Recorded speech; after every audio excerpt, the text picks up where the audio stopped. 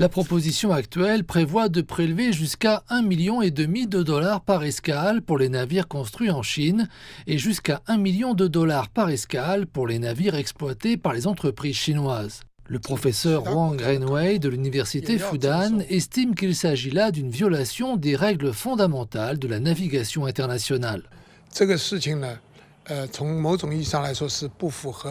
Cette question est en quelque sorte incompatible avec les principes du commerce. Il est possible d'imposer des droits de douane aux marchandises importées et exportées d'un pays étranger, mais un gouvernement n'est pas censé prélever des droits portuaires. Les droits portuaires doivent être perçus par l'entité exploitant le port, et non par un gouvernement. Dans l'ensemble, il s'agit d'une violation des règles fondamentales de la navigation internationale.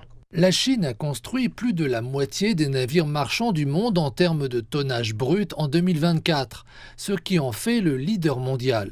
Selon M. Wang, compte tenu du grand nombre de navires construits par la Chine dans le monde, les droits portuaires auraient un impact sur l'industrie chinoise du transport maritime, mais ce sont les États-Unis qui finiraient par en payer le prix.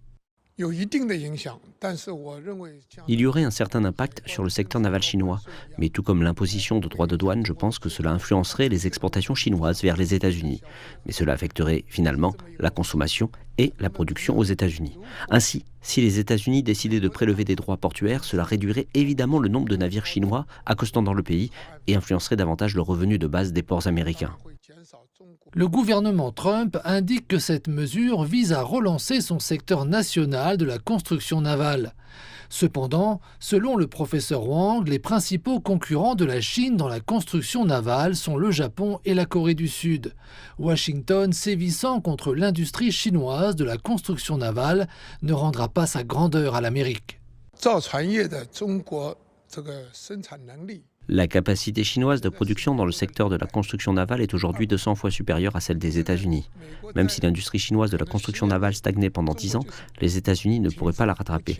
Les droits portuaires influenceront certainement le secteur chinois de la construction navale, mais la proportion de l'impact ne sera pas si importante. La croissance pourrait être plus lente. Les commandes seraient un peu moins nombreuses, mais l'industrie chinoise de la construction navale ne serait pas complètement déprimée. La Chine s'est classée première pendant 15 années consécutives pour 3 grands indicateurs de la construction navale: les navires achevés, les commandes en cours et les nouvelles commandes reçues.